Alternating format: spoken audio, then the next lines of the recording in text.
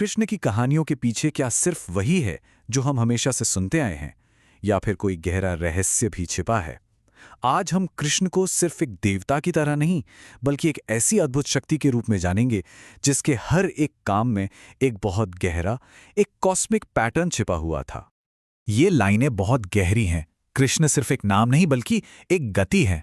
इसका मतलब यह है कि उनकी कहानी सिर्फ कुछ घटनाओं का जिक्र नहीं है, ये तो समय और युगों से भी परे एक ऐसा रहस्य है जिसे समझना आसान नहीं।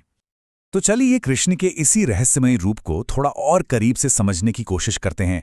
एक ऐसा व्यक्तित्व जो एक ही वक्त में राजा भी था और समाज से बाहर किया हुआ एक आम इंसान भी, जो प्रेमी भी था और एक महान योद्धा भी। जरा सोचिए, एक तरफ तो वो हैं जिन्हें बचपन में माखन चोर कहा गया, और दूसरी तरफ वही हैं जिन्होंने कुरुक्षेत्र के मैदान में गीता जैसा गहरा ज्ञान दिया।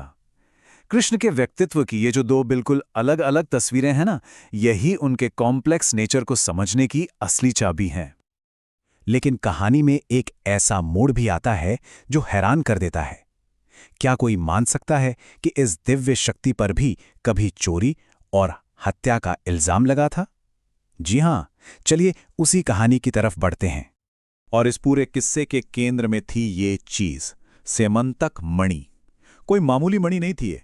कहते हैं कि ये सूर्य देव का दिया एक ऐसा रत्न था जो सोना पैदा करता था, और यही मणि आगे चलकर एक बहुत बड़े टकराव की वजह बनी। तो हुआ ये कि मणि मिली सत्राजित को।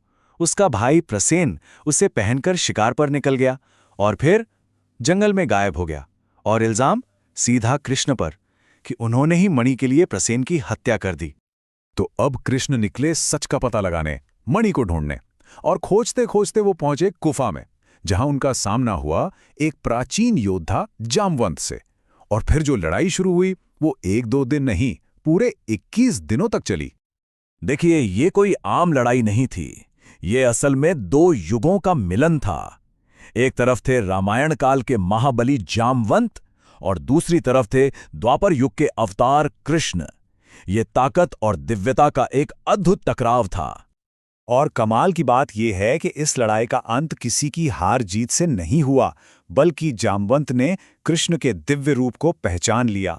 तो इस तरह कृष्ण ने न सिर्फ खुद पर लगा दाग धोया, बल्कि 2 अलग अलग युगों को एक रिश्ते में भी जोड़ दिया। अच्छा, ये तो थी एक कहानी। अब चलते हैं एक और किस्से की तरफ, जहां कृष्ण के सब्र का ऐसा इम्तिहान हुआ जिसकी हम कल्पना भी नहीं कर सकते। वो क्या था? 100 गलतियों का वादा। इस कहानी का मुख्य किरदार है शिशुपाल, जिसका जन्म ही बड़ा अजीब था। 3 आंखें, 4 हाथ, और उसके जन्म के साथ ही एक भविष्यवाणी भी हुई थी कि उसकी मौत उसी के हाथों होगी जिसकी गोद में जाते ही उसका ये अजीब रूप सामान्य हो जाए। और वो गोद थी उसके अपने भाई कृष्ण की। अब अपनी आंखों के सामने बेटे की मौत की भविष्यवाणी देखकर एक माँ का दिल तो कांप गया। तो उन्होंने कृष्ण से एक वचन ले लिया, एक माँ का वचन कि मेरे बेटे की 100 गलतियां माफ कर देना। और ये वो वादा था जो इतिहास बदलने वाला था। और फिर वक्त बीतता गया। शिशुपाल की नफरत और उसका अहंकार दोनों बढ़ते गए। वो बार बार कृष्ण का अपमान करता रहा, और कृष्ण, वो बस चुपचाप हर एक गाली, हर एक अपमान को गिनते रहे, क्योंकि उन्हें अपनी बुआ को दिया हुआ वादा याद था। और फिर वो दिन आया, युधिष्ठिर की सभा में शिशुपाल ने अपनी सारी हदें पार कर दी। उसने 99 बार कृष्ण का अपमान किया, उन्हें चोर कहा, ग्वाला कहा। भरी सभा में हर किसी की सांसें मानो थम सी गईं। अब सिर्फ एक गलती की गुंजाइश बची थी। और जैसे ही शिशुपाल के मुंह से 100वां अपशब्द निकला, मां को दिया गया वचन पूरा हो गया था।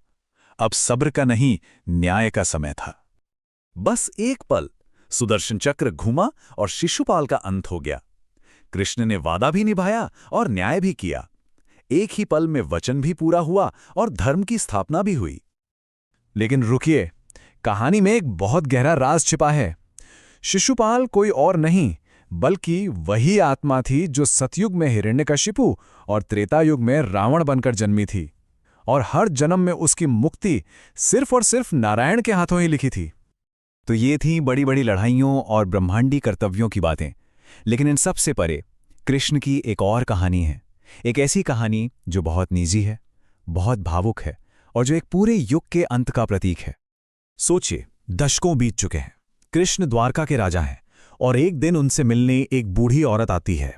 वो राधा हैं और इतने सालों बाद मिलकर राधा ने कृष्ण से सिर्फ एक चीज मांगी, मेरे लिए बस एक आखिरी बार वही धुन बजा दो जो कभी वृंदावन के जंगलों में गूंजा करती थी। और कृष्ण ने अपनी बांसुरी उठाई। सालों बाद एक बार फिर वही धुन बजी, वही पुरानी धुन जिसने उनके प्रेम को अमर कर दिया था। धुन के आखिरी सुर के साथ राधा ने भी अपनी आखिरी सांस ली और जैसे ही राधा गईं, कृष्ण ने अपनी सबसे प्यारी चीज, अपनी वो बांसुरी तोड़ दी। क्योंकि राधा के बिना उस संगीत का, उस धुन का कोई मतलब नहीं था। वो बांसुरी फिर कभी नहीं बजी, वो धुन हमेशा के लिए खामोश हो गई। तो हमने देखा एक मणि की कहानी, एक वादे की कहानी और एक आखिरी धुन की कहानी। ये सब अलग अलग घटनाएं नहीं थीं, ये सब एक बड़े दिव्य विधान का हिस्सा थीं। जरा इस पर गौर कीजिए। एक झूठा इल्जाम 2 युगों को जोड़ने का जरिया बन गया। एक मां को दिया गया वादा एक आत्मा को जन्मों के बंधन से मुक्त करने का कारण बना, और एक आखिरी मुलाकात एक अमर प्रेम कहानी को उसका अंजाम दे गई। हर घटना के पीछे एक बहुत गहरा मकसद छिपा था। कृष्ण की हर कहानी हमें उनके एक नए रूप से मिलाती है। कभी वो योद्धा हैं, कभी प्रेमी, तो कभी राजा। इन सब रूपों में से कृष्ण का कौन सा रूप है जो दिल के सबसे करीब लगता है? शायद उनकी कहानियां हमें यही सोचने पर मजबूर करती हैं कि आखिर देवत्व का असली मतलब क्या है।